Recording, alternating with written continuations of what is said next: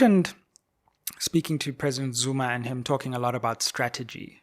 Before we get back onto the GNU and all of that, can you explain a bit more about that? Because, I mean, we just see from the outside, and obviously, like MK, there was an organic push from below, definitely. You know, people resonated with your message.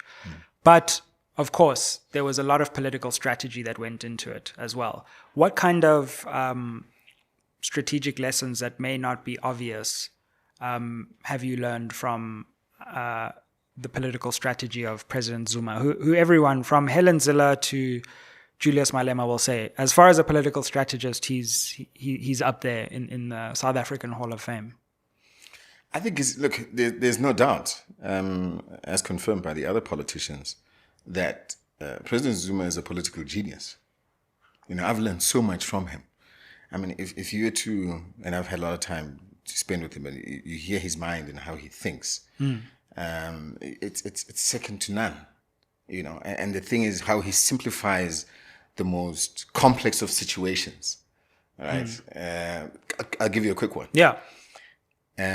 So the adoption of the budget, we'll get to talk about the budget, sure. fiscal framework, and he said, "Oh my word!" So guys, you spoke to him about all. Okay. Yeah, we said, okay, but hold on. You know, we're talking about we rejected it, President, and so he says, "You rejected it, yes, but you've missed out something."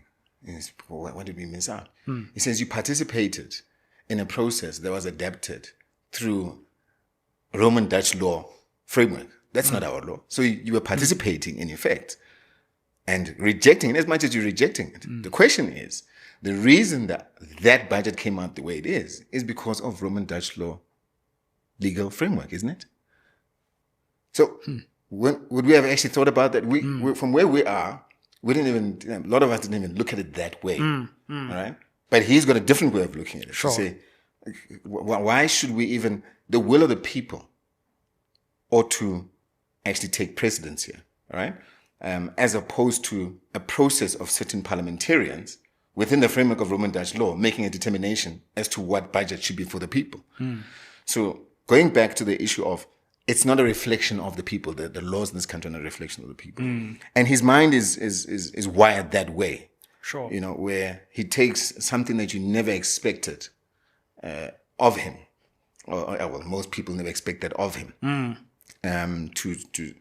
to come out and surprise you. And that's why most of them, he catches them off guard, because they don't expect that of him. They don't expect that kind of intelligence and that brilliance. But also, he knew very well, you know, the timing of it, you know, that came with it, where he then said, now I'm making a decision. And then go to the extent of saying, I'll continue to be an ANC member, but I'll vote for MK. You know? So that totally threw a lot of people off as well. To say, what does this mean?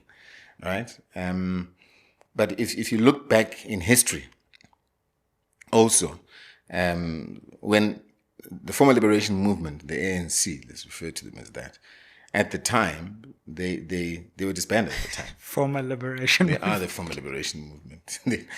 There's nothing there anymore. They can't liberate anyone. So, you know, they remember 1960 they disbanded. 1961 Umkhonto is formed, right? To now take back the country by way of the bullet.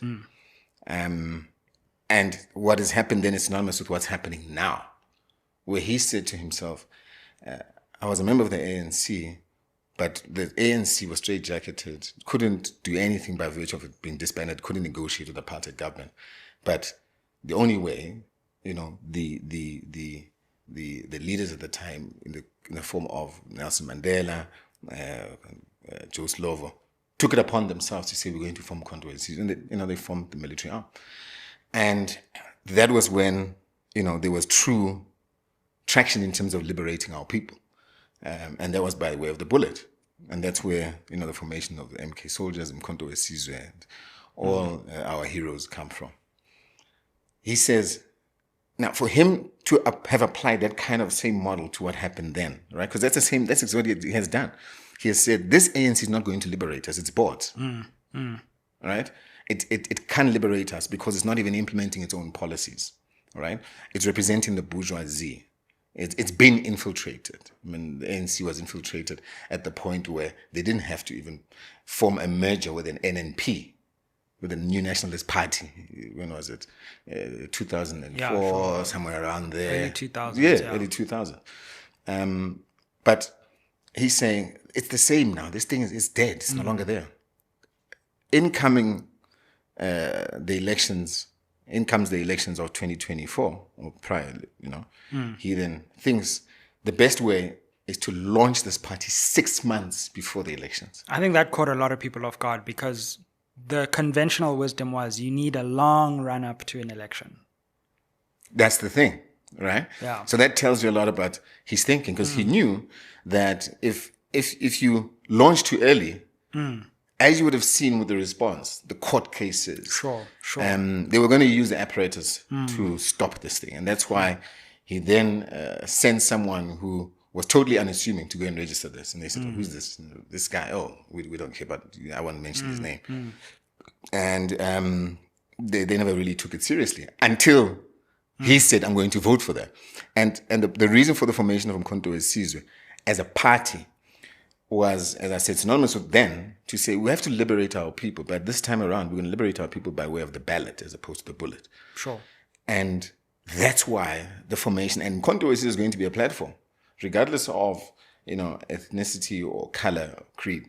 It's going to be a platform for South Africans that want to see change, that are patriotic to the vision, and that want to transform this country, organically so. And that's what you find with Umkhonto weSizwe today. And that's what resonated with a lot of people, because people are tired of politicians politicking around issues of service delivery. People are tired of politicians using state apparatus to target each other. And people are tired of infighting. People are tired of people being sent to jail on the basis of, things that don't exist, that instead of focusing on people's lives changing, there's close to 20 million people that are hungry in this country, that are poor, that don't go to bed with them having had a meal. Yeah. So it was an issue of how do you then address that and create a platform that addresses and that resonates with the people. And that's why you can actually see it in our people's mandate.